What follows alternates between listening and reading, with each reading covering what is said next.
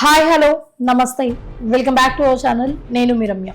మౌనిక గాజువాక ఈ అమ్మాయిని ఒక నేవీ ఆఫీసర్ ఎంత అతి కిరాతకంగా చంపాడో అందరికీ తెలిసిన విషయం.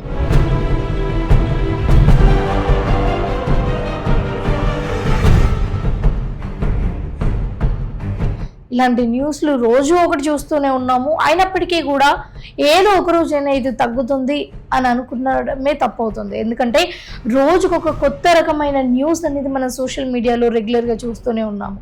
ఒకటి భార్య భర్తను చంపడం, భర్త భార్యను చంపడం, లేదా వీళ్ళిద్దరి మధ్యలో ఎవరన్నా వస్తే వాళ్ళను కూడా చంపుకోవడం. సో ఇలాంటి న్యూస్లు సోషల్ మీడియాలో చూసి కూడా ఇన్ఫ్లుయెన్స్ అవుతున్న కేసెస్ కూడా మనకు కనిపిస్తున్నాయి. ఎవరైనా సరే ఒక నేవీ ఆఫీసర్ పొజిషన్లో ఉంటే ఇలాంటి అతి కిరాతకమైన పని చేస్తాడు అని మనం అనుకుంటామా? అనుకోము. కానీ ఇక్కడ అనుకోని విషయాలు కూడా వీళ్ళు మంచోళ్ళు అని అనుకోవడానికి లేకుండా పోయింది. ఎందుకంటే వీళ్ళు మంచోళ్ళు వీళ్ళు చెడ్డోళ్ళు అని డిఫరెన్షియేట్ చేయడానికి లేదు. ప్రతి ఒక్కరు అదే దారిలో నడుస్తున్నారు. సో ఇక్కడ విషయానికి ఒకసారి మనం చూసుకున్నట్లయితే మౌనిక గాజువాక ఈ అమ్మాయిని రవీందర్ ఈయన ఒక నేవీ ఆఫీసర్. ఇతను ఎలా చంపాడంటే బాడీ పార్ట్స్ మొత్తాన్ని కూడా 5 పార్ట్స్ చేశాడు. ఆ 5 పార్ట్స్ని ఒక తల వేరే, మొండం వేరే, చేతులు వేరే, కాళ్ళు వేరే, కింద భాగం వేరే.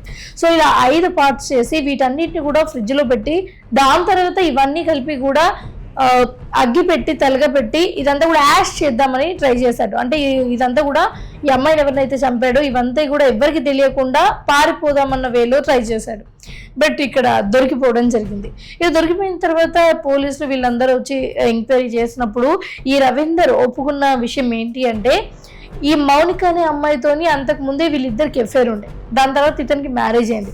మ్యారేజ్ అయ్యి ప్రెగ్నెన్సీ కూడా అయింది. అండ్ ఇప్పుడు ఆ అమ్మాయిని అంటే వాళ్ళ వైఫ్ని డెలివరీకి పంపించిన సమయంలో మళ్ళీ వీళ్ళిద్దరు మాట్లాడుకోవడం స్టార్ట్ చేశారు. రెగ్యులర్గా కలవడం స్టార్ట్ చేశాడు.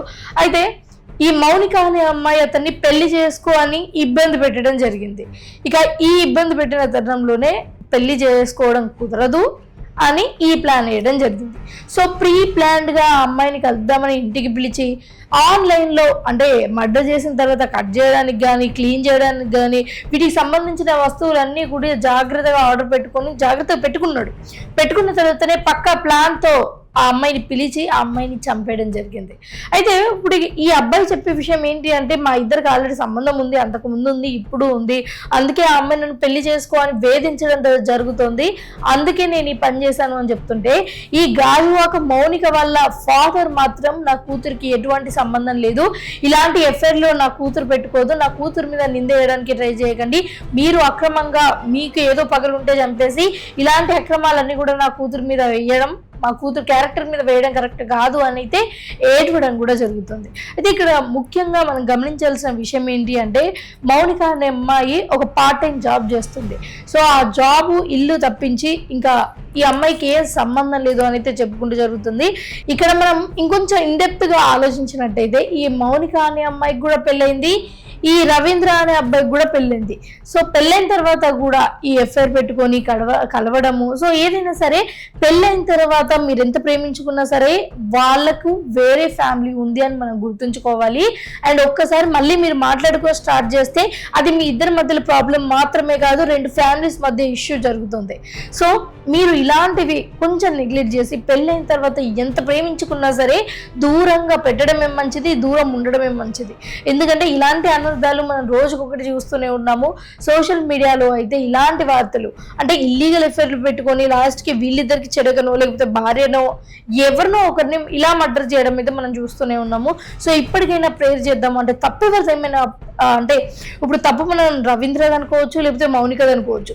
తప్పు ఎవరిదైనా సరే ఫస్ట్ వీళ్ళిద్దరు తప్పే అని అనవచ్చు. ఎందుకంటే ఇలాంటి ఇల్లీగల్ ఎఫైర్ పెట్టుకోవడానికి ముందడుగు వేయడం తప్పు ఫస్ట్. సో ఆ అడుగు కింద ఒకళ్ళు పడకపోయి ఉంటే లైఫ్ లాంగ్ ఒక మిత్రుల్లాగా హ్యాపీగా ఉండేవాళ్ళు.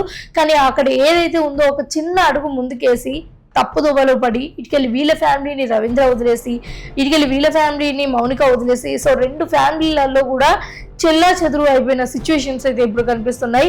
ఏదేమైనప్పటికీ కూడా ఒక అమ్మాయి ప్రాణాలు తీయడం ఎట్టి పరిస్థితులలో తప్పే కాబట్టి అతనికి శిక్ష పడేలా మనందరం పోరాడుదాం.